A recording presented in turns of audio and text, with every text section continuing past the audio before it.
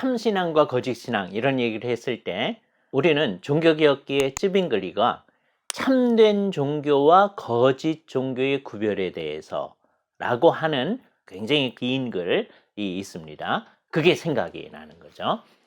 참된 종교, 이게 이제 참된 신앙이죠. 그다음에 거짓 종교라고 하는 게 거짓 신앙입니다.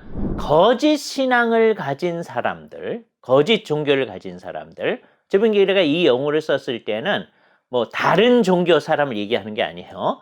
기독교를 자기가 믿는다고 하는데 그게 성경이 말하는 내용하고 다를 때, 성경이 얘기하는 예배의 방식과는 다른 방식으로 예배하기를 원할 때, 그거는 다 거짓 종교다. 그렇게 얘기한 거예요. 자기들이 옛날에 속해 있었던 천주교회를 생각하는 겁니다. 천주교회에서는 맨 처음에는 참신앙이니 뭐냐, 거짓신앙이나 뭐냐, 그걸 별로 생각을 안 했었어요. 그래서 결국은 주교가 있는 곳에 진리가 있다. 그러면서 따라갔습니다. 이거 자체가 문제가 있는 거죠. 그러나 종교개혁기에 정말 이거에 대한 질문이 나타나는 거예요. 첫 번째는 뭘 생각해야 되느냐? 내용을 생각해야 됩니다. 우리가 믿는 바의 내용, 그다음에 우리가 예배하고 교회가 형성되어져 나가는 그 내용, 그다음에 우리의 살아나갈 삶의 내용이라고 하는 게 오직 성경이 얘기하는 것에 부합하느냐 안 하느냐 하는 것을 얘기하는 거예요. 그래서 우리의 신앙생활의 여정 전체가 전부 다 우리의 의식 가운데서 비성경적인 것을 전부 다 없애버리고 성경적인 것을 향해 나아가는 과정이라고 말할 수 있습니다. 성경 공부를 하는 이유도 거기에 있고요. 예배에 참석해서 설교를 잘 들어야 되는 이유도 여기 있습니다. 그래서 매일매일 우리는 고쳐나가는 거예요. 그게 참신앙이죠. 따라서 참신앙은 날마다 성경적으로 변모해 나갑니다. 이게 굉장히 중요한 일이에요. 예. 하나의 틀을 가지고 있어서 이것을 구분할 수 있는 게 아니라 성경이 말하는 내용에 부합하게 우리 믿고 있는 바가 날마다 변모하여 간다면 그게 참신앙이다. 이게 역동적이죠. 그럼 일단 배제되는 사람이 두 종류의 사람입니다. 어떤 사람이냐? 비성경적 관념을 가지고 있으면서 도무지 그것을 고치지 않으려고 하는 사람들. 천주교회가 그 대표적인 예인 거죠. 종교개혁 때 진리의 밝은 빛이 나타나는데도 안 고치는 거예요. 근데 천주교회만이 그런 게 아니라 비진리의 내용을 자기 가운데 가지고 있는데 전혀 고치지 않으려고 하는 사람들, 우리가 이단이라고 하는 사람들이 거기에 속해 있는 것이죠. 그게 거짓신앙이라고 하는 건 분명히 드러납니다.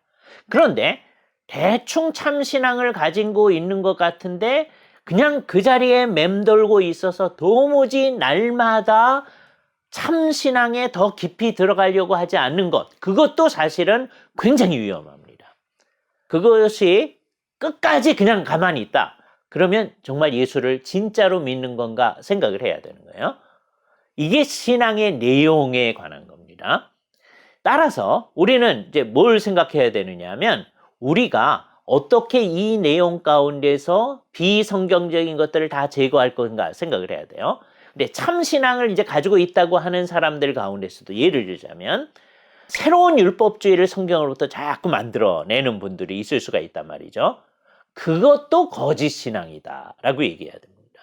그래서 이건 아주 심각한 문제가 되는 거죠. 복음의 진수를 얘기하는 것 같은데 복음으로부터 천주교회하고는 다르게 새로운 율법을 얘기를 하게 되어지면 바울에 관한 새 관점 같은 얘기의 결론 부분이 심각해지는 거예요.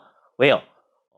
종국적으로 우리를 칭의하시는 게 성령님의 은혜 가운데서 우리가 주님의 뜻대로 산 삶 전체를 고려해서 우리를 칭의한다라고 얘기하는 게 그 의도는 왜 그렇게 얘기하는지 알겠지만 성경의 가르침과 다르기 때문입니다.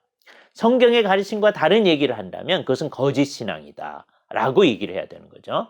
그런가 하면 율법은 우리 가운데 폐기되어져 있다 라고 주장하는 사람이 있다면 그것도 역시 거짓신앙을 향해 나가는 것이죠. 그래서 우리가 아주 쉽게 생각한다면 이 두 가지를 바라보면서 참신앙과 거짓신앙을 구별할 수 있는 거예요. 첫 번째는 그 내용을 바라보면서 성경적인 내용을 가지고 있는가 아닌가를 살피는 거고요.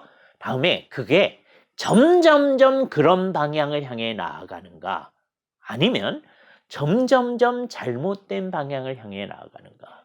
복음을 믿는다고 하면서 그걸 가지고서 새로운 율법주의를 만든다든지 율법 폐기론을 만든다면 이거 심각하게 거짓 신앙을 향해 나아가게 되는 거죠.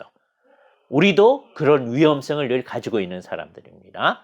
그래서 참 신자들은 언제나 날마다 그리스도에게 가까이, 하나님께 가까이 나아가서 우리의 신앙을 참 신앙이 되게끔 하는 일에 힘을 다하게 되는 것이죠. 부디 우리가 그런 방향에 서 있는 사람으로 있을 수 있기를 바랍니다.